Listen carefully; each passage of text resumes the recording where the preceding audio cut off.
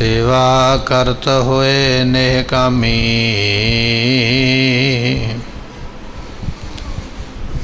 तिसको होत परापत स्वामी।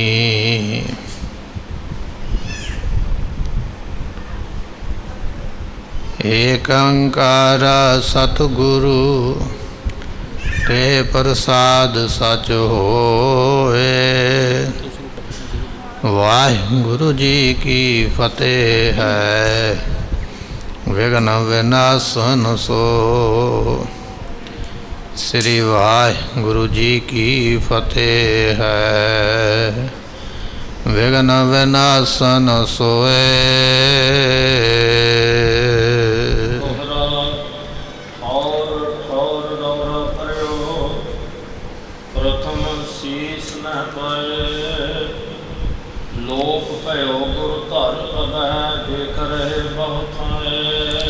वाहिगुरु जी का खालसा, वाहिगुरु जी की फतेह। पतत पावन गरीब नवाज, जुगो जुग अटल। चवर तख्त संघासन दे मालक, साहिब गुरु ग्रंथ साहिब जियां दी पवित्र पावन हजूरी अंदर सज रहा है सुंदर दीवाना दे विच। आप संगत ने सतगुरां दी इलाही गुरबाणी दे कीर्तन सरवण कीते। इस वेले आपां लड़ीवार कथा गुरु तेग बहादुर महाराज साहब जियां दा जो शरीर दा अंतला पड़ा है, अंत वेले दी क्रिया, वो आपां दीवान दे विच सरवण कर रहे हाँ। कल दे दीवान विच बचन सरवण कीते सन भाई लखी शाह वणजारा अपने साथियां दे नाल महाराज जियां दा पवित्र धड़ चुक के गुरुद्वारा रकाबगंज साहिब वाले स्थान ते कुछ छप्पर वणजारियां दे वल्लों रहन वास्ते कखां दे लकड़ां नूं जोड़ के छप्पर झोंपड़ियां बनाईयां होईयां। विचकार एक छप्पर दे सोहनी चिखा तैयार करके लकड़ां दा ढेर रख के उपर महाराज जियां दे पवित्र शरीर नूं लटाया। समगरी दे नाल विधि दे नाल महाराज जियां दे शरीर दा अंतिम संस्कार कीता। दुनिया नूं शक ना पै जावे, रौला पा दिता साडे छप्परां नूं अग लग गई है। संस्कार होण तो मगरों महाराज जियां दे फुੱਲ चुक के अस्थियां चुक के तांबे दियां गागरां विच पा के उसे जगह दे उपर थल्ले मिट्टी विच दब दित्तियां। उपर सोहना थड़ा बना के ते झोंपड़ी बना के फिर उस तरह ही उसनूं तैयार कर लिया। संगतां सिखां दी सेवा ला दित्ती, इत्थे हर रोज़ दीवा जगाया करो अते हर रोज़ बैठ के इत्थे भजन सिमरन करया करो। इस तरह भाई लखी शाह ने सेवा की है। ये इतिहास आपां कल दे दीवान विच बचन सरवण कीते ने। अज जिवें इतिहास अगे चल रहा है, आओ सरवण करिए। शरीर करके बैठे हाँ महाराज दी हजूरी विच, मन भजदा पिया दौड़दा पिया। इसनूं भी महाराज दी पवित्र चरनां दी हजूरी विच टकाईए, मिल के आखिए सतनाम श्री वाहिगुरु जी। सतनाम श्री वाहिगुरु साहिब जी।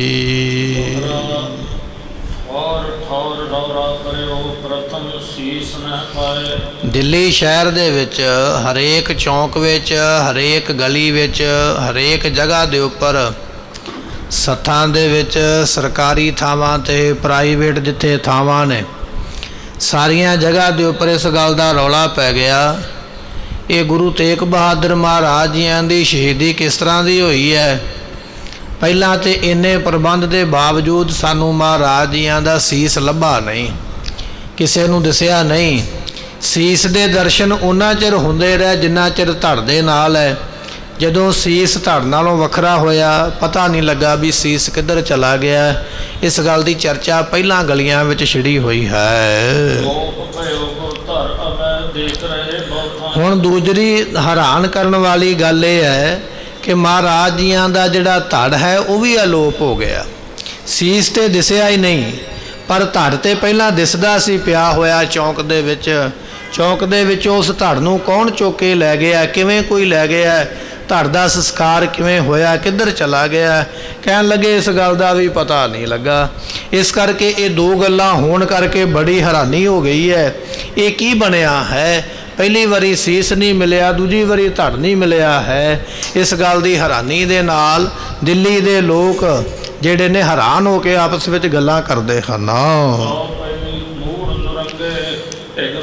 ਇਹ ਜਿਹੜਾ ਮੂਰਖ ਔਰੰਗਜ਼ੇਬ ਹੈ ਨਾ, ਜਿਹੜਾ ਆਪਣੀ ਜਿਰਦ ਦੇ ਉੱਪਰ ਅੜਿਆ ਸੀ ਵੀ ਮਹਾਰਾਜ ਨੂੰ ਜਾਂ ਸ਼ਹੀਦ ਕਰਾਂਗੇ ਜਾਂ ਕਰਾਮਾਤ ਵੇਖਾਂਗੇ ਜਾਂ ਇਸਲਾਮ ਦੇ ਵਿੱਚ ਲੈ ਕੇ ਆਵਾਂਗੇ, ਜਦੋਂ ਔਰੰਗਜ਼ੇਬ ਦੇ ਕੋਲ ਖਬਰ ਪਹੁੰਚੀ ਨਾ ਵੀ ਮਹਾਰਾਜ ਦਾ ਪਹਿਲਾਂ ਸੀਸ ਨਹੀਂ ਲੱਭਿਆ, ਹੁਣ ਧੜ ਨਹੀਂ ਲੱਭਿਆ, ਜਦੋਂ ਇਸ ਮੂਰਖ ਬਾਦਸ਼ਾਹ ਦੇ ਕੋਲ ਖਬਰ ਪਹੁੰਚੀ ਹੈ, ਪਹਿਲਾਂ ਜਦੋਂ ਮਹਾਰਾਜ ਦਾ ਸੀਸ ਅਲੋਪ ਹੋਇਆ ਉਦੋਂ ਜਾ ਕੇ ਵਜ਼ੀਰਾਂ ਨੇ ਦੱਸਿਆ ਸੀ ਐ ਔਰੰਗਜ਼ੇਬ ਬਾਦਸ਼ਾਹ ਸ਼ਹੀਦੀ ਤੇ ਸਾਡੇ ਸਾਹਮਣੇ ਹੋਈ ਹੈ, ਪਰ ਸੀਸ ਕਿੱਧਰ ਚਲਾ ਗਿਆ ਸਾਨੂੰ ਪਤਾ ਨਹੀਂ ਲੱਗਿਆ।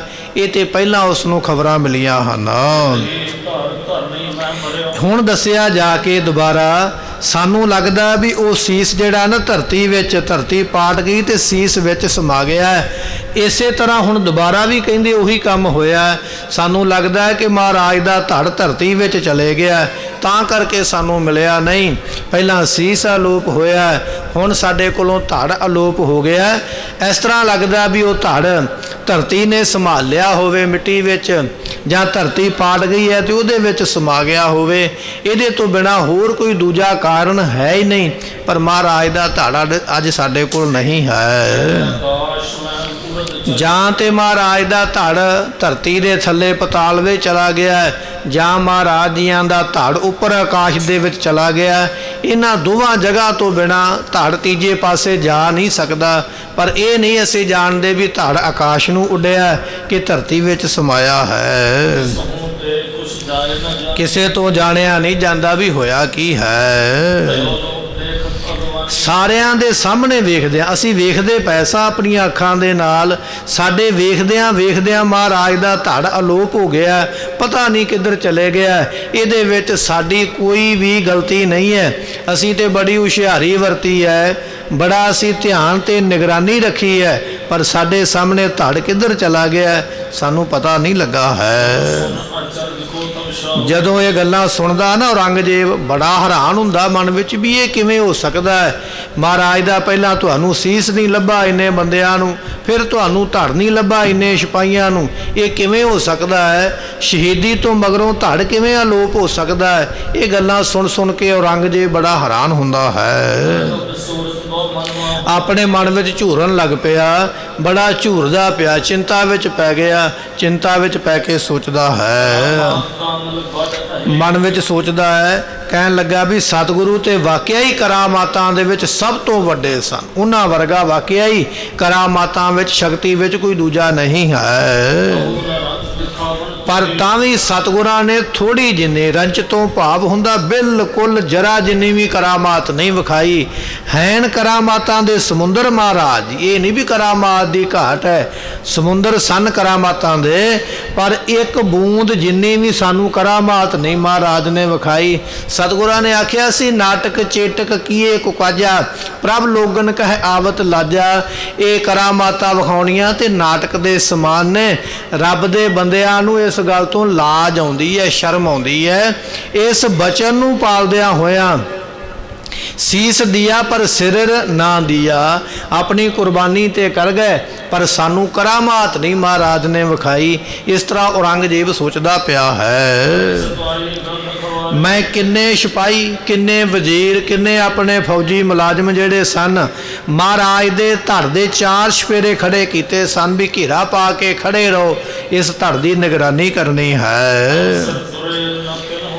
ਅਤੇ ਨਾ ਕਿਸੇ ਨੂੰ ਧੜ ਲੱਭਿਆ, ਨਾ ਕਿਸੇ ਨੂੰ ਸੀਸ ਲੱਭਿਆ। ਪਤਾ ਨਹੀਂ ਵੀ ਇਹ ਮਹਾਰਾਜ ਨੇ ਕੀ ਖੇਡ ਵਰਤਾਈ ਹੈ। ਪਾਤਸ਼ਾਹ ਹਨ ਤੇ ਭਾਈ ਸਮੁੰਦਰ ਸ਼ਕਤੀਆਂ ਦਾ, ਪਰ ਇੱਕ ਥੋੜੀ ਜਿੰਨੀ ਵੀ ਕਰਾਮਾਤ ਕਿਆ ਨਹੀਂ ਵਿਖਾਈ ਹੈ। ਗੁਰੂ ਘਰ ਦਾ ਇਹ ਸਿਧਾਂਤ ਹੈ, ਕਰਾਮਾਤ ਕਹਿਰ ਦਾ ਨਾਮ ਹੈ। ਆਪਣੇ ਬਚਾਅ ਵਾਸਤੇ ਅਸੀਂ ਕਰਾਮਾਤ ਨਹੀਂ ਦਿਖਾਵਾਂਗੇ।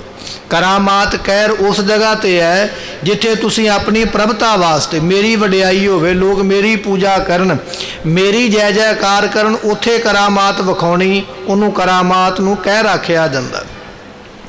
ਜਾਂ ਇਸ ਤਰ੍ਹਾਂ ਆਪਣੀ ਜਾਨ ਬਚਾਉਣ ਵਾਸਤੇ ਮੇਰੀ ਜ਼ਿੰਦਗੀ ਬਚ ਜਾਵੇ, ਕਰਾਮਾਤ ਵਿਖਾਉਣੀ, ਉਹਨੂੰ ਕਹਿ ਰੱਖਿਆ ਜਾਂਦਾ ਹੈ। ਗੁਰੂ ਘਰ ਦੇ ਵਿੱਚ ਜੇ ਕਿਤੇ ਕਰਾਮਾਤ ਵਿਖਾਉਣ ਦਾ ਸਮਾਂ ਮਿਲਿਆ, ਨਾ ਆਪਣੀ ਜਾਨ ਬਚਾਉਣ ਵਾਸਤੇ ਨਾ ਆਪਣੀ ਪੂਜਾ ਕਰਾਉਣ ਵਾਸਤੇ, ਜੇ ਕਿਤੇ ਵਿਖਾਈ ਹੈ ਮਹਾਰਾਜ ਜੀਆਂ ਨੇ, ਉਹ ਕਿਸੇ ਦੇ ਭਲੇ ਵਾਸਤੇ, ਜਿੱਥੇ ਕਿਸੇ ਦੀ ਜਾਨ ਬਚਾਉਣੀ ਹੈ, ਕਿਸੇ ਦਾ ਭਲਾ ਕਰਨਾ, ਕਿਸੇ ਨੂੰ ਉਪਦੇਸ਼ ਦੇਣਾ, ਉੱਥੇ ਜ਼ਰੂਰ ਮਹਾਰਾਜ ਜੀਆਂ ਨੇ ਇਹੋ ਜਿਹੇ ਕੌਤਕ ਕੀਤੇ ਨੇ।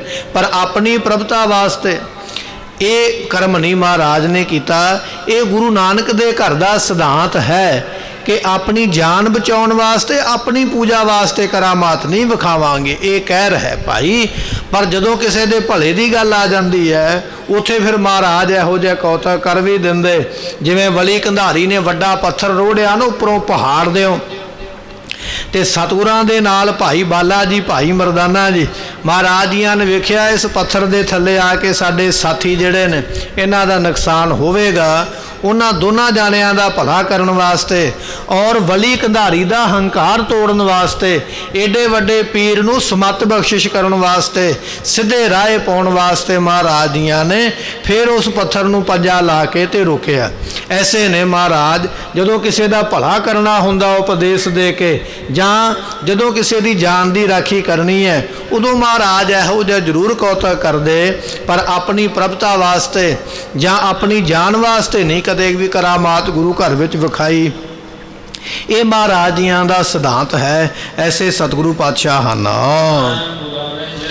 ਉਸ ਵੇਲੇ ਮੁਲਾਣੇ ਕਾਜੀ ਜਿਹੜੇ ਨੇ, ਕਾਜੀ ਤੇ ਮੁੱਲਾ, ਉਹ ਕਹਿਣ ਲੱਗ ਪਏ ਔਰੰਗਜ਼ੇਬ ਨੂੰ, ਕਹਿਣ ਲੱਗੇ ਬਾਦਸ਼ਾਹ ਸਲਾਮਤ, ਜੇ ਮਹਾਰਾਜ ਦਾ ਸੀਸ ਅਲੋਪ ਹੋ ਗਿਆ ਜਾਂ ਮਹਾਰਾਜ ਜੀਆਂ ਦਾ ਧੜ ਅਲੋਪ ਹੋ ਗਿਆ, ਜੇ ਮੰਨ ਲਓ ਇਹ ਗੱਲ ਹੋ ਵੀ ਗਈ ਹੈ, ਪਰ ਤੁਸੀਂ ਤੇ ਆਪਣਾ ਕੰਮ ਕਰ ਲਿਆ ਨਾ, ਤੁਹਾਡੇ ਕੰਮ ਦੇ ਵਿੱਚ ਤੇ ਨਹੀਂ ਨਾ ਵਿਘਨ ਪਿਆ। ਤੁਸੀਂ ਚਾਹੁੰਦੇ ਸੀ ਵੀ ਸਾਰੀ ਦੁਨੀਆ ਵਿੱਚ ਹਿੰਦੁਸਤਾਨ ਦੀ ਧਰਤੀ ਤੇ ਇਸਲਾਮ ਦਾ ਧਰਮ ਰਹਿ ਜਾਵੇ, ਬਾਕੀ ਮੁੱਕ ਜਾਣ।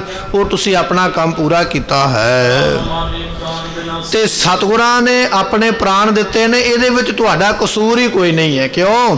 ਕਿਉਂਕਿ ਤੁਸੀਂ ਤੇ ਇਸਲਾਮ ਦੇ ਵਿੱਚ ਲੈ ਕੇ ਆਉਣਾ ਚਾਹੁੰਦੇ, ਮਹਾਰਾਜ ਨੂੰ ਜ਼ਿੰਦਗੀ ਦੇਣੀ ਚਾਹੁੰਦੇ ਸੀ, ਪਰ ਉਹ ਤੇ ਮਹਾਰਾਜ ਨੇ ਤੁਹਾਡਾ ਬਚਨ ਨਹੀਂ ਮੰਨਿਆ ਤੇ ਆਪਣੀ ਜਾਨ, ਆਪਣੇ ਪ੍ਰਾਣ ਉਹਨਾਂ ਨੇ ਆਪੇ ਦਿੱਤੇ ਨੇ। ਇਹਦੇ ਵਿੱਚ ਤੁਹਾਡਾ ਕੋਈ ਕਸੂਰ ਨਹੀਂ ਹੈ। ਇਹ ਤੇ ਮਹਾਰਾਜ ਨੇ ਆਪ ਆਪਣੀ ਜਿਹੜੀ ਹੈ ਮੌਤ ਨੂੰ, ਸਮੇਂ ਨੂੰ ਆਵਾਜ਼ ਮਾਰੀ ਹੈ। ਇਸ ਤਰ੍ਹਾਂ ਕਾਜੀ ਤੇ ਮੁੱਲਾ ਆਖਦੇ ਹਨ।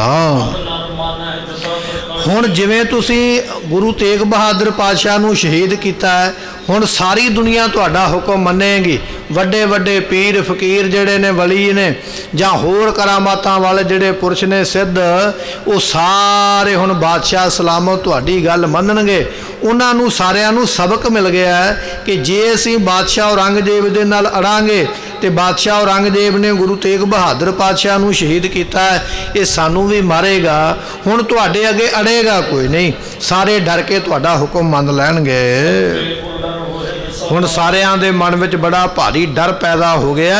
ਇਸ ਕਰਕੇ ਹੁਣ ਤੁਹਾਡੇ ਅੱਗੇ ਕੋਈ ਵੀ ਬੰਦਾ ਨਾ ਨਹੀਂ ਕਰ ਸਕਦਾ ਹੈ।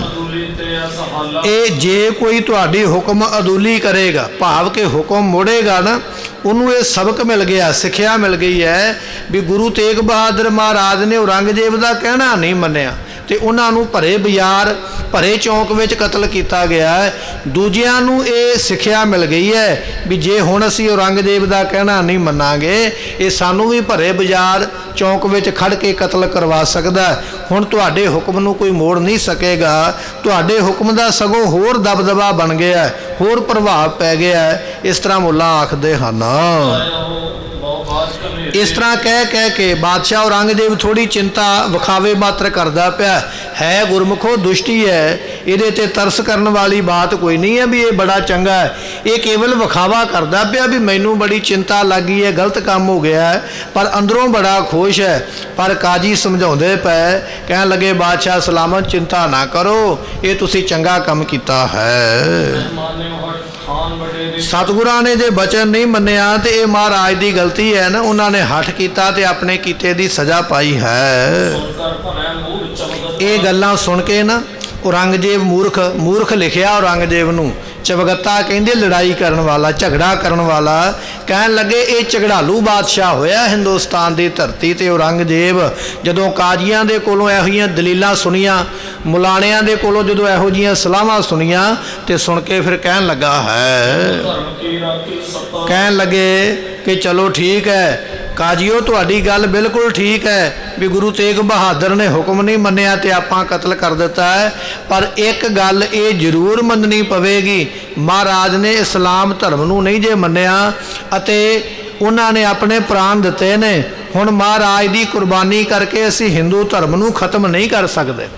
ਕਿਉਂਕਿ ਸਤਿਗੁਰਾਂ ਦਾ ਬਚਨ ਸੀ, ਇਕਰਾਰ ਸੀ ਸਾਡੇ ਨਾਲ ਵੀ ਜੇ ਗੁਰੂ ਤੇਗ ਬਹਾਦਰ ਪਾਤਸ਼ਾਹ ਮੁਸਲਮਾਨ ਬਣਨਗੇ ਤੇ ਤਾਂ ਹਿੰਦੂ ਮੁਸਲਮਾਨ ਬਣਨਗੇ, ਜੇ ਗੁਰੂ ਤੇਗ ਬਹਾਦਰ ਨਾ ਮੰਨੇ ਤੇ ਕਿਸੇ ਵੀ ਹਿੰਦੂ ਨੂੰ ਜਬਰਨ ਫਿਰ ਮੁਸਲਮਾਨ ਨਹੀਂ ਬਣਾਇਆ ਜਾਵੇਗਾ। ਔਰੰਗਜ਼ੇਬ ਕਹਿੰਦਾ ਮੈਨੂੰ ਇਸ ਗੱਲ ਦੀ ਚਿੰਤਾ ਲੱਗ ਗਈ ਹੈ ਵੀ ਸਤਿਗੁਰਾਂ ਨੂੰ ਮੁਸਲਮਾਨ ਨਹੀਂ ਕਰ ਪਾਏ, ਹੁਣ ਬਾਕੀ ਹਿੰਦੂ ਜਿਹੜੇ ਨੇ ਇਕੱਠੇ ਹੋ ਕੇ ਇਸ ਗੱਲ ਦੇ ਉੱਪਰ ਜ਼ੋਰ ਦੇਣਗੇ ਕਿ ਤੁਸੀਂ ਆਪਣਾ ਕੀਤਾ ਹੋਇਆ ਕਰਾਰ ਭੁੱਲਦੇ ਪਏ ਹੋ, ਸਤਿਗੁਰਾਂ ਨੂੰ ਸ਼ਹੀਦ ਤੇ ਕਰ ਲਿਆ, ਮੁਸਲਮਾਨ ਨਹੀਂ ਕਰ ਪਾਏ।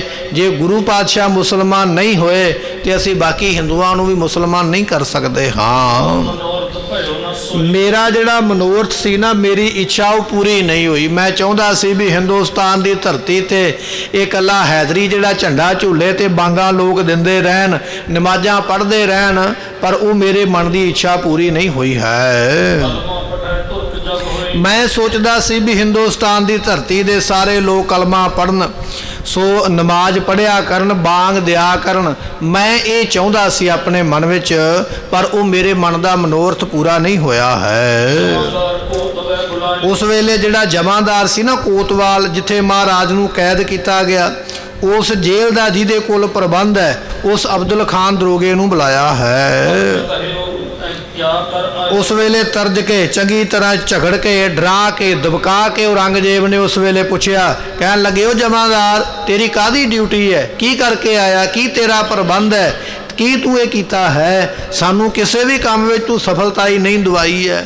ਕੋਤਵਾਲ ਨੂੰ ਉਸ ਵੇਲੇ ਔਰੰਗਜ਼ੇਬ ਡਾਂਟਦਾ ਹੈ, ਨਾ ਤੂੰ ਮਹਾਰਾਜ ਦਾ ਸੀਸ ਸਾਂਭ ਸਕਿਆ, ਇੰਨੇ ਸਿਪਾਹੀ ਤੈਨੂੰ ਦਿੱਤੇ, ਇੰਨਾ ਪ੍ਰਬੰਧ ਦਿੱਤਾ, ਮਹਾਰਾਜ ਦਾ ਸੀਸ ਨਹੀਂ ਸਾਂਭ ਸਕਿਆ, ਕਿੱਧਰ ਚਲੇ ਗਿਆ। ਫਿਰ ਤੂੰ ਮਹਾਰਾਜ ਜੀਆਂ ਦਾ ਧੜ ਨਹੀਂ ਸਾਂਭ ਸਕਿਆ ਵੀ ਉਹ ਕਿੱਧਰ ਚਲਾ ਗਿਆ, ਤੇਰੇ ਕੋਲ ਇੰਨੀ ਵੀ ਤਕੜਾਈ ਨਹੀਂ ਹੋਈ ਹੈ।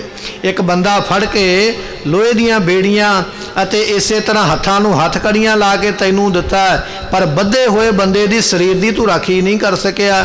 ਇਹ ਤੇਰਾ ਕੀ ਪ੍ਰਬੰਧ ਹੈ, ਇਹ ਕੀ ਤੂੰ ਇਹ ਸਾਰੀ ਨਿਗਰਾਨੀ ਕੀਤੀ ਹੈ, ਨਾ ਧੜ ਲੱਭਿਆ ਨਾ ਸੀਸ ਮਿਲਿਆ ਹੈ। ਤੁਹਾਡੇ ਸਾਰਿਆਂ ਦੇ ਸਾਹਮਣੇ ਇਹੋ ਜਿਹਾ ਕਿਹੜਾ ਬੰਦਾ ਜਿਹੜਾ ਧੜ ਵੀ ਚੁੱਕ ਕੇ ਲੈ ਗਿਆ ਤੇ ਸੀਸ ਵੀ ਚੁੱਕ ਕੇ ਲੈ ਗਿਆ? ਕੀ ਗੱਲ ਤੁਸੀਂ ਅੱਖਾਂ ਬੰਦ ਕੀਤੀਆਂ ਸਨ? ਕੀ ਗੱਲ ਤੁਸੀਂ ਕਿਸੇ ਕੋਲੋਂ ਰਿਸ਼ਵਤ ਲੈ ਲਈ ਹੈ, ਜਾਂ ਤੁਹਾਡੇ ਮਨ ਵਿੱਚ ਕੋਈ ਖੌਫ ਆ ਗਿਆ? ਕੀ ਤੁਸੀਂ ਮਹਾਰਾਜ ਦੇ ਸਰੀਰ ਦਾ ਧਿਆਨ ਕਿਉਂ ਨਹੀਂ ਰੱਖ ਸਕੇ? ਕਿਹੜਾ ਬੰਦਾ ਜਿਹੜਾ ਬਾਹਰੋਂ ਆਇਆ ਤੇ ਬਾਜ ਦੇ ਵਾਂਗ ਝਪਟ ਮਾਰ ਕੇ ਝੱਟ ਨਿਕਲ ਗਿਆ? ਤੁਸੀਂ ਮਹਾਰਾਜ ਦੇ ਸਰੀਰ ਦੀ ਔਰ ਸੀਸ ਦੀ ਰਾਖੀ ਨਹੀਂ ਕਰ ਪਾਏ ਹੋ। ਉਸ ਵੇਲੇ ਹੱਥ ਜੋੜ ਕੇ ਜਿਹੜਾ ਦਰੋਗਾ ਹੈ ਨਾ, ਜਿਹੜਾ ਇਹ ਸੇਵਾ ਡਿਊਟੀ ਤੇ ਲੱਗਾ, ਹੱਥ ਜੋੜ ਕੇ ਔਰੰਗਜ਼ੇਬ ਨੂੰ ਫਿਰ ਬੇਨਤੀ ਕਰਦਾ ਹੈ, ਕਹਿਣ ਲੱਗਾ ਵੀ ਬਾਦਸ਼ਾਹ ਸਲਾਮਤ ਗੱਲ ਇਹ ਹੈ ਵੀ ਇਹਦੇ ਵਿੱਚ ਮੇਰਾ ਇਕੱਲੇ ਦਾ ਕੋਈ ਕਸੂਰ ਨਹੀਂ। ਜਦੋਂ ਗੁਰੂ ਤੇਗ ਬਹਾਦਰ ਪਾਤਸ਼ਾਹ ਦੀ ਸ਼ਹੀਦੀ ਹੋਈ ਹੈ ਉਦੋਂ ਇਕੱਲਾ ਮੈਂ ਉੱਥੇ ਨਹੀਂ, ਹਜ਼ਾਰਾਂ ਦੀ ਗਿਣਤੀ ਵਿੱਚ ਸਿਪਾਹੀ ਖਲੋਤੇ ਨੇ, ਹਜ਼ਾਰਾਂ ਦੀ ਗਿਣਤੀ ਵਿੱਚ ਦਿੱਲੀ ਦੇ ਲੋਕ ਉੱਥੇ ਖਲੋਤੇ ਹੋਏ, ਹਜ਼ਾਰਾਂ ਦੀ ਗਿਣਤੀ ਵਿੱਚ ਉੱਥੇ ਮੁਸਲਮਾਨ ਜਿਹੜੇ ਨੇ ਉਹ ਖਲੋਤੇ ਹੋਏ, ਸਾਰਿਆਂ ਦੇ ਸਾਹਮਣੇ ਮਹਾਰਾਜ ਦੀ ਸ਼ਹੀਦੀ ਹੋਈ ਹੈ। ਉਦੋਂ ਹਜ਼ਾਰਾਂ ਲੋਕ ਇਸ ਗੱਲ ਨੂੰ ਦੇਖਦੇ ਹਨ। ਉੱਥੇ ਬੜੇ ਬੜੇ ਵੱਡੇ ਸੈਯਦ ਤੇ ਉਮਰਾਵ ਜਿਹੜੇ ਵਜ਼ੀਰ ਨੇ, ਇਸਲਾਮ ਧਰਮ ਨੂੰ, ਇਸਲਾਮ ਧਰਮ ਦਾ ਜਿਹੜੇ ਪ੍ਰਚਾਰ ਕਰਨ ਵਾਲੇ ਸੈਯਦ ਉਹ ਵੀ ਉੱਥੇ ਸਨ। ਬੜੇ ਬੜੇ ਵਜ਼ੀਰ, ਵੱਡੇ ਵੱਡੇ ਅਫਸਰ ਆਪ ਜੀ ਦੇ, ਉਹ ਵੀ ਉੱਥੇ ਸਾਰੇ ਨਿਗਰਾਨੀ ਕਰਦੇ ਪਏ ਜਦੋਂ ਮਹਾਰਾਜ ਦੀ ਸ਼ਹੀਦੀ ਹੋਈ ਹੈ। ਪਰ ਬਾਦਸ਼ਾਹ ਸਲਾਮਤ ਮੈਂ ਤੇ ਕੀ, ਅੱਜ ਜਿੰਨੇ ਤੁਹਾਡੇ ਵਜ਼ੀਰ ਹੁਣ ਇਸ ਵੇਲੇ ਖਲੋਤੇ ਇਹ ਸਾਰੇ ਹੀ ਉੱਥੇ ਸਨ ਜਦੋਂ ਮਹਾਰਾਜ ਦੀ ਸ਼ਹੀਦੀ ਹੋਈ। ਵੱਡੇ ਵੱਡੇ ਸੈਯਦ, ਕਾਜੀ, ਮੁਲਾਣੇ ਵੀ ਉੱਥੇ, ਧਾਰਮਿਕ ਬੰਦੇ ਵੀ ਖਲੋਤੇ ਹੋਏ, ਪਰ ਕਿਸੇ ਨੂੰ ਪਤਾ ਹੀ ਨਹੀਂ ਲੱਗਾ ਵੀ ਹੋਇਆ ਕੀ ਹੈ। ਮੈਂ ਇਕੱਲਾ ਨਹੀਂ ਆਪਣੀ ਗੱਲ ਕਰਦਾ, ਜਿੰਨੇ ਹਜ਼ਾਰਾਂ ਦੀ ਗਿਣਤੀ ਵਿੱਚ ਲੋਕ ਸਨ, ਅਸਲ ਵਿੱਚ ਕਿਸੇ ਨੂੰ ਨਹੀਂ ਪਤਾ ਲੱਗਾ ਵੀ ਸ਼ਹੀਦੀ ਤੋਂ ਬਾਅਦ ਵਿੱਚ ਕੀ ਹੋਇਆ ਹੈ। ਉਸ ਵੇਲੇ ਬਹੁਤ बहुत ज़्यादा हनेरी चली है। हनेरी दे नाल घट्टा इन्ना उड्डिया, मिट्टी इन्नी उड्डी है कि किसी नूं पता नहीं लगा है। हवा इन्नी तेज़ चलती है, अखां बंद हो गई मिट्टी दे नाल, कोई वेख ही नहीं सकिया। जे कोई अखां खोलदा तो अखां विच मिट्टी पै जाती है। ये अखां विच मिट्टी नहीं पई है, ये महाराज की माया सतगुरां ने वरताई है। माया ने अकलां ते पर्दे पा दिते, नेत्र बंद कर दिते। ये माया जिहड़ी है धूड़ दे रूप दे विच आई है। इन्हां मुगलों दी अखां बंद करके ते सिखां दे कोलों महाराज ने सेवा लै लई। ये दरोगा दस रहा, कहन लगा जी हनेरी इन्नी चली है, सारियां दी अखां बंद हो गई हन। अते फिर दसदा पिया, कहन लगा जी इन्ने चिर नूं बनजारे वपार करन वाले जिहड़े बनजारे ने वो बहुत ज़्यादा गड्डे लैके ते बैल लैके उस बाजार दे विचों दी लंघे हन ते बड़ा ज़्यादा रौला पाउंदे होए ते कहन लगे वो तुरे जा रहे सन बनजारियां दे गड्डे। 10,000 गड्डे की गिनती लिखी है। जदों महाराज दे पवित्र धड़ नूं चुकिया ना लखी शाह बनजारे ने आके 10,000 गड्डा लैन विच तुरिया आउंदा है। ये दरोगा दसदा पिया, कहंदा महाराज 10,000 गड्डा लंघिया, 10,000 गड्डे नूं खिच्चण वास्ते 20,000 बैल जोड़िया होया ते उत्ते पता नहीं किन्ने हज़ारां बंदे जिहड़े नौकर चाकर ते निगरानी करन वाले। एडा वड्डा काफला उस धड़ दे कोलों दी लंघ के गया और बड़ा ज़्यादा उस वेले रौला पैंदा है। साडे सिपाही बड़े सावधान खलोते हुए सन, पर इन्नी सावधानी दे हुंदियां होया भी ते सतगुरां दा पवित्र धड़ जिहड़ा है ना वो बोड़ दे रुख दे थले। आपां ये बचन पहलां भी सरवण कीता है। गुरु तेग बहादुर महाराज जियां दी शहीदी उस जगह ते हुई है जिस नूं अज चांदनी चौक आखिया जांदा है। इत्थे खूही दे जल दे नाल महाराज ने इशनान किया। बोड़ दा उत्थे एक रुख है, उहदे थले बैठ के महाराज ने श्री जपजी साहब गुरबाणी दे पाठ किते। जदों सीस झुकाया तो उस वेले महाराज ने शहीदी प्राप्त की है। ये महाराज दियां धड़ उसे बोड़ दे थले उसे तरह पिया होया। ये दरोगा दसदा पिया, कहन लगा जी जदों महाराज जियां दी शहीदी हुई बोड़ दे थले महाराज जियां दा धड़ असीं आप सारियां ने पिया होया देखिया है। पर पता नहीं लगा भी महाराज ने की उथे कला वरताई है। वो धड़ थले पताल में चला गया कि ऊपर आकाश में चला गया, की उथे वापरिया है सानू ये समझ ही नहीं आई कि महाराज ने वो धड़ किधर नूं लै जाना कीता है। असी सारे चार चफेरियों ये नहीं भी धड़ चुक के लै गया तो असी हथ ते हथ धर के बैठ गए। जिन्नियां चांदनी चौक नूं गलियां आउंदियां सारियां गलियां बंद कर दित्तियां। कल्ले कल्ले बंदे की तलाशी लई गई, कल्ले कल्ले घर की तलाशी लई गई। सारियां दी तलाशी करन दे बावजूद भी सानू महाराज दा धड़ लभा नहीं है। असी खोज तो बड़ी की है। ये दरोगा दसदा पिया औरंगजेब बादशाह नूं। बादशाह ने सवाल किया भी धड़ दी राखी क्यों नहीं हुई है। उस वेले दसदा पिया, कहंदा जी लभ्या तो बड़ा पर इन्ना लभण तो मगरों भी सानू महाराज दा धड़ लभा नहीं है। असी हाँ दुनियावी बंदे, असी हाँ संसारी लोग, असी सीधा दे किसी नाल माड़ा मोटा लड़ सकते पर करामात दे अगे जोर कोई नहीं चलता। जिहड़ा गुरु है ना करामातां दा समुंदर है। तो गुरु पातशाह जदों शरीर छड्डणगे तो कोई ना कोई तो कौतक वरताउणगे। हुण शक्ति अगे साडा की जोर है। असी तो सामने कोई बंदा आवेगा तो उहदे नाल लड़ सकते, पर जे हुण कोई करामात ही वापर जाए, कोई शक्ति वापर जाए उहदे फिर साडा जोर कोई नहीं है। ये पता नहीं महाराज ने की कौतक वरताया है। औरंगजेब सुनदा पिया अपने दरोगे दे कोलों, जिवें जिवें सुनदा मन विच हौल पैंदे पे ये होया की है, इस तरह किवें हो सकता है, ये धड़ किवें लोप हो सकता, सीस किवें अलोप हो सकता है। सुन सुन के बड़े हौल मन विच पैंदे हन। पर किसी नूं कह कुछ नहीं सकता क्योंकि गलती किसी दी नहीं है। ये तो अचानक ही होया ना सारा कुछ। हुण गलती होने के बावजूद भी औरंगजेब किसी नूं कुछ कह नहीं सकता है। सारी रात चिंता दे विच उस वेले बतीत हो गई है। जिस औरंगजेब दे अगे कई थालियां आउंदियां, कई थालियां विच कई कौलियां हुंदियां, कई कौलियां विच कई पकवान बन के आउंदे। ਉਸ ਔਰੰਗਜ਼ੇਬ ਨੂੰ ਅੱਜ ਭੋਜਨ ਖਾਣਾ ਚੰਗਾ ਨਹੀਂ ਲੱਗਾ, ਅੱਜ ਭੁੱਖ ਹੀ ਨਹੀਂ ਲੱਗੀ ਹੈ। ਜੇ ਨਹੀਂ ਕਰਦਾ ਵੀ ਅੰਨ ਦੀ ਬੁਰਕੀ ਮੂੰਹ ਦੇ ਵਿੱਚ ਪਾਵਾਂ, ਨਾ ਅੱਜ ਭੋਜਨ ਖਾਧਾ ਨਾ ਕੋਈ ਇਸ ਨੇ ਆਰਾਮ ਕੀਤਾ ਹੈ। ਇਹ ਪਾਪੀ ਦੁਸ਼ਟ ਜਦੋਂ ਰਾਤ ਨੂੰ ਸੌਣ ਵਾਸਤੇ, ਲੰਮੇ ਪੈਣ ਵਾਸਤੇ ਆਖਿਆ ਚੱਲ ਰੋਟੀ ਨਹੀਂ ਖਾਧੀ, ਭੁੱਖ ਨਹੀਂ ਲੱਗੀ, ਤਾਂ ਕੀ ਹੋਇਆ ਪਲੰਘੇ ਤੇ ਪੈ ਕੇ ਆਰਾਮ ਤੇ ਕਰਾਂ। ਜਦੋਂ ਇਹ ਦੁਸ਼ਟ ਪਿਆ ਨਾ ਪਲੰਘੇ ਦੇ ਉੱਪਰ ਜਾ ਕੇ ਸੌਣ ਵਾਸਤੇ, ਜਦੋਂ ਪਲੰਘੇ ਦੇ ਉੱਪਰ ਚੜ੍ਹ ਕੇ ਲੰਮੇ ਪਿਆ ਹੈ ਤੇ ਕਹਿਣ ਲੱਗੇ ਉਸ ਵੇਲੇ ਸੌਣ ਵਾਸਤੇ ਥੋੜੀ ਜੀ ਨੀਂਦ ਆਈ ਹੈ। ਇਹ ਨੀਂਦ ਅਸਲ ਵਿੱਚ ਤਾਂ ਆਈ ਹੈ ਵੀ ਇਹਨੂੰ ਕੁਝ ਨਾ ਕੁਝ ਮਹਾਰਾਜ ਨੇ ਵਿਖਾਉਣਾ ਹੈ। ਸੁਪਨੇ ਦੇ ਵਿੱਚ ਕਹਿਣ ਲੱਗੇ ਜਦੋਂ ਦੁਸ਼ਟ ਔਰੰਗਜ਼ੇਬ ਸੁੱਤਾ ਪਲੰਘੇ ਤੇ, ਮਾੜੀ ਜੀ ਨੀਂਦ ਆਈ ਹੈ, ਮਾੜੀ ਜੀ ਅੱਖ ਲੱਗੀ ਹੈ। ਉਸ ਵੇਲੇ ਕਹਿਣ ਲੱਗੇ ਨਿੰਦਰਾ ਦੇ ਵਿੱਚ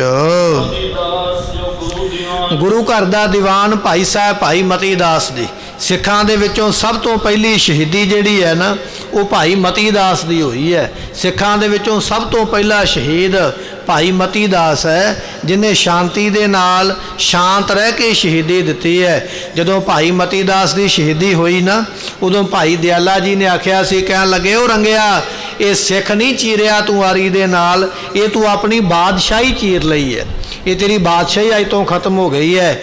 ਇਹ ਗੁਰੂ ਘਰ ਦਾ ਦੀਵਾਨ ਸੀ ਭਾਈ ਮਤੀ ਦਾਸ ਦੀ। ਸੋ ਕਹਿਣ ਲੱਗੇ ਜਦੋਂ ਇਹ ਗੁਰੂ ਘਰ ਦਾ ਦੀਵਾਨ ਸ਼ਹੀਦ ਹੋਇਆ ਤੇ ਕਹਿਣ ਲੱਗੇ ਫਿਰ ਇਹ ਪਹਿਲਾ ਸ਼ਹੀਦ ਹੈ ਜਿਸ ਨੂੰ ਉਸ ਜਗ੍ਹਾ ਤੇ ਸ਼ਹੀਦ ਕੀਤਾ ਗਿਆ ਹੈ। ਇਹ ਭਾਈ ਸਾਹਿਬ ਭਾਈ ਮਤੀ ਦਾਸ ਜੀ ਨਾ ਇਸ ਦੁਸ਼ਟ ਔਰੰਗੇ ਦੇ ਕੋਲ ਚੱਲ ਕੇ ਆਏ। ਸ਼ਹੀਦੀ ਪਾਉਣ ਤੋਂ ਮਗਰੋਂ ਗੁਰੂ ਤੇਗ ਬਹਾਦਰ ਪਾਤਸ਼ਾਹ ਦੀ ਸ਼ਹੀਦੀ ਹੋ ਗਈ। ਗੁਰੂ ਤੇਗ ਬਹਾਦਰ ਪਾਤਸ਼ਾਹ ਨੇ ਬਚਨ ਕੀਤੇ ਸਨ, ਮਤੀ ਦਾਸ ਜੀ ਸ਼ਾਂਤ ਰਹਿ ਕੇ ਇਹ ਕਾਰਜ ਕਰਨਾ, ਕਰਾਮਾਤ ਨਹੀਂ ਦਿਖਾਉਣੀ ਹੈ। ਭਾਈ ਮਤੀ ਦਾਸ ਜੀ ਮਹਾਰਾਜ ਦਾ ਹੁਕਮ ਮੰਨ ਕੇ ਚੁੱਪ ਕਰਕੇ ਬੈਠੇ ਰਹੇ। ਹੁਣ ਜਦੋਂ ਗੁਰੂ ਤੇਗ ਬਹਾਦਰ ਪਾਤਸ਼ਾਹ ਮਹਾਰਾਜ ਸੱਚਖੰਡ ਚਲੇ ਗਏ, ਭਾਈ ਮਤੀ ਦਾਸ ਨੇ ਸੋਚਿਆ ਵੀ ਥੋੜਾ ਜਿਹਾ ਔਰੰਗੇ ਨੂੰ ਕੁਝ ਕਰਕੇ ਦਿਖਾਉਣਾ ਚਾਹੀਦਾ। ਉਸ ਵੇਲੇ ਔਰੰਗਜ਼ੇਬ ਸੁੱਤਾ ਤੇ ਕਹਿਣ ਲੱਗੇ ਫਿਰ ਭਾਈ ਮਤੀ ਦਾਸ ਜੀਆਂ ਨੇ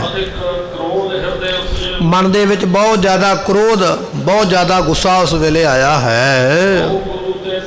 ਸਤਿਗੁਰਾਂ ਦੇ ਕੋਲੋਂ ਡਰਦੇ ਨੇ ਮਤੀ ਦਾਸ ਜੀ। ਸਤਿਗੁਰਾਂ ਨੇ ਰੋਕਿਆ ਸੀ, ਮਤੀ ਦਾਸ ਜੋ ਮਰਜ਼ੀ ਹੋ ਜਾਵੇ ਇਹ ਕਰਾਮਾਤ ਨਹੀਂ ਦਿਖਾਉਣੀ ਹੈ। ਕਹਿਣ ਲੱਗਾ ਮਹਾਰਾਜ ਮੈਂ ਤੁਹਾਡਾ ਐਸਾ ਨਰਾਦਰ ਦੇਖ ਨਹੀਂ ਸਕਦਾ, ਤੁਹਾਨੂੰ ਇੰਨਾ ਕੋਈ ਦੁੱਖ ਦੇਵੇ ਮੈਂ ਦੇਖ ਨਹੀਂ ਸਕਦਾ ਮਹਾਰਾਜ। ਸਤਿਗੁਰੂ ਕਹਿਣ ਲੱਗੇ ਨਹੀਂ ਦੇਖ ਸਕਦਾ ਤੇ ਚਲੋ ਫਿਰ ਸ਼ਹੀਦੀ ਪਾ ਜਾਓ, ਪਰ ਇਹ ਕੌਤਕ ਤੇ ਅਸੀਂ ਮਤੀ ਦਾਸ ਕਰਨਾ ਹੈ।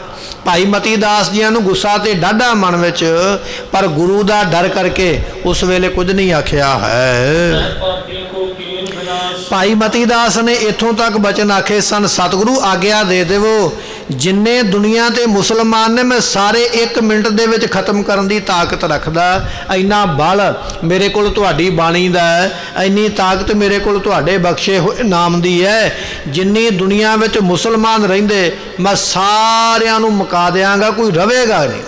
ਜਿਹੜੇ ਜੰਮੇ ਹੋਏ ਨੇ ਉਹ ਵੀ, ਜਿਨ੍ਹਾਂ ਨੂੰ ਜਨਮ ਨਹੀਂ ਮਿਲਿਆ ਹਾਲੇ ਗਰਭ ਦੇ ਵਿੱਚ ਨੇ, ਉਹ ਵੀ ਖਤਮ ਕਰਨ ਦੀ ਮਹਾਰਾਜ ਮੈਂ ਤਾਕਤ ਰੱਖਦਾ।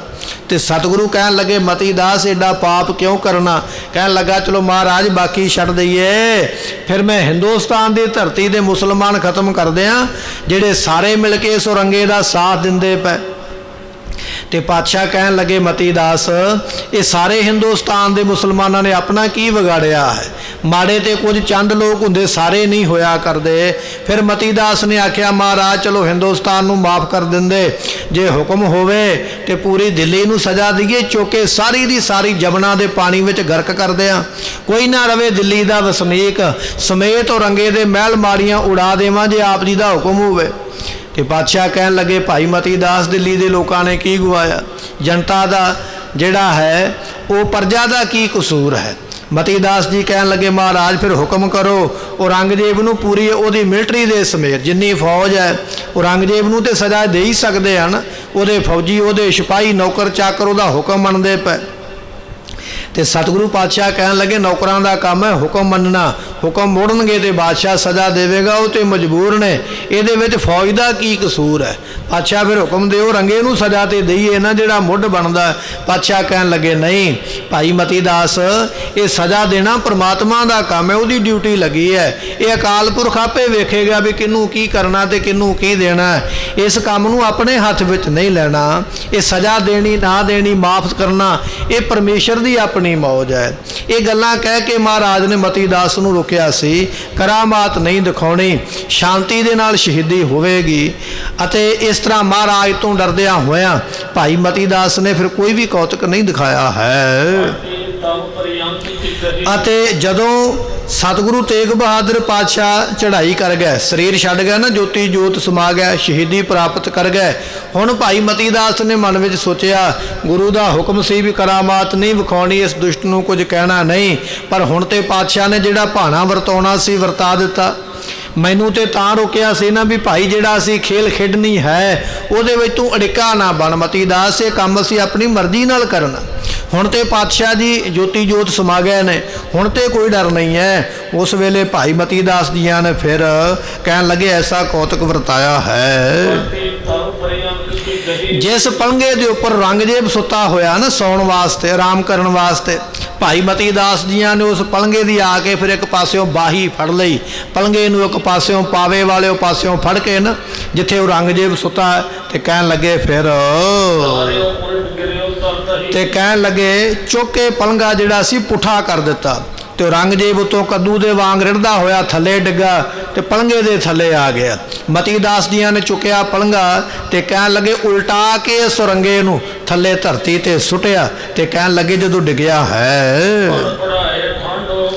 ਤੇ ਕਹਿਣ ਲੱਗੇ ਭੜ ਪੜਾਏ ਤੋਂ ਹੁੰਦਾ ਤਰਬਕ ਕੇ ਡਰ ਕੇ ਇੱਕੇ ਦਮ ਇਹ ਔਰੰਗਜ਼ੇਬ ਖੜਾ ਹੋ ਗਿਆ ਆਪਣੇ ਪੈਰਾਂ ਤੇ। ਮਨ ਵਿੱਚ ਸੋਚਦਾ ਵੀ ਇਹ ਕੀ ਹੋਇਆ, ਨਾ ਕੋਈ ਕੋਸ਼ ਸਿਪਾਹੀ ਹੈ, ਨਾ ਕੋਈ ਵਜ਼ੀਰ ਹੈ, ਨਾ ਕੋਈ ਆਦਮੀ ਹੈ, ਇਸ ਪਲੰਘੇ ਤੇ ਮੈਂ ਸੁੱਤਾ ਹੋਇਆ ਬੜੇ ਆਰਾਮ ਦੇ ਨਾਲ, ਇਹ ਪਲੰਘਾ ਆਪਣੇ ਆਪ ਮੁੱਧਾ ਕਿਵੇਂ ਹੋ ਸਕਦਾ ਹੈ, ਇਹ ਉਲਟਾ ਕਿਵੇਂ ਹੋ ਸਕਦਾ ਹੈ। ਕਹਿਣ ਲੱਗੇ ਬੜੀ ਫੁਰਤੀ ਦੇ ਨਾਲ ਡਰਦਾ ਹੋਇਆ ਆਪਣੇ ਪੈਰਾਂ ਤੇ ਖੜਾ ਹੋ ਕੇ ਇਹ ਔਰੰਗਜ਼ੇਬ ਇੱਧਰ ਉੱਧਰ ਨੂੰ ਵੇਖਣ ਲੱਗਾ ਕਿ ਇਹ ਮੇਰੇ ਨਾਲ ਕੀ ਕੌਤਕ ਵਾਪਰਿਆ ਹੈ। ਧੰਨ ਗੁਰੂ ਹਰਗੋਬਿੰਦ ਪਾਤਸ਼ਾਹ ਮਹਾਰਾਜ ਜੀ ਜਦੋਂ ਗਵਾਲੀਅਰ ਦੇ ਕਿਲੇ ਵਿੱਚ ਕੈਦ ਹੋਏ ਨਾ ਤੇ ਬਾਦਸ਼ਾਹ ਜਹਾਂਗੀਰ ਨੇ ਮਹਾਰਾਜ ਨੂੰ ਕੀਤੇ ਕਰਾਰ ਦੇ ਮੁਤਾਬਕ ਨਹੀਂ ਛੱਡਿਆ। 40 ਦਿਨ ਦਾ ਵਚਨ ਸੀ ਵੀ 40 ਦਿਨ ਤੁਸੀਂ ਰਹਿਣਾ, ਫਿਰ ਤੁਹਾਨੂੰ ਬਾਹਰ ਕੱਢਾਂਗੇ।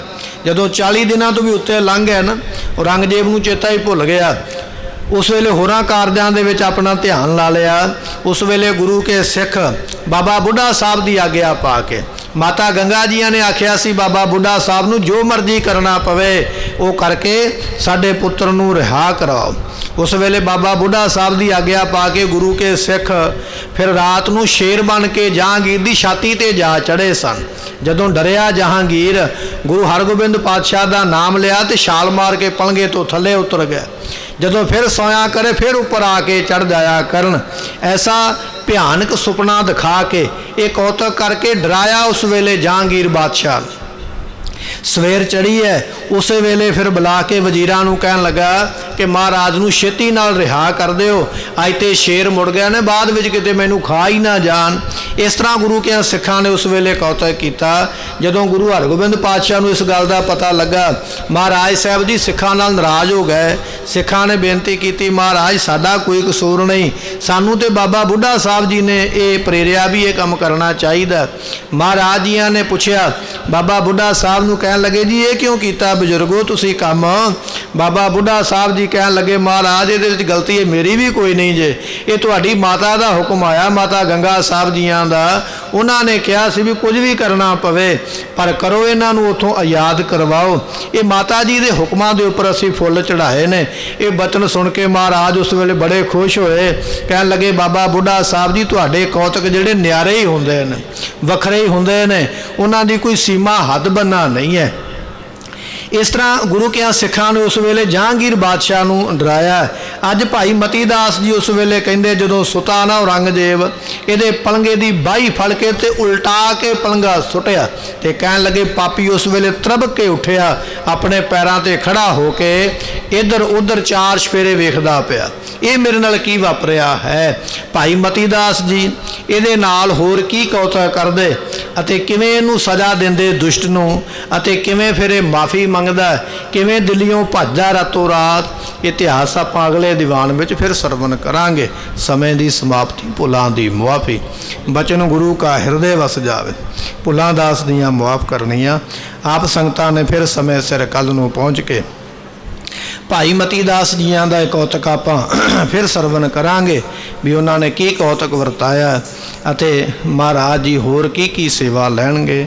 ਕੱਲ੍ਹ ਦੇ ਦੀਵਾਨ ਵਿੱਚ ਫਿਰ ਸਰਵਣ ਕਰਾਂਗੇ। ਲਿਖਿਆ ਕਤਹਿ ਨ ਛੁਟੀਐ,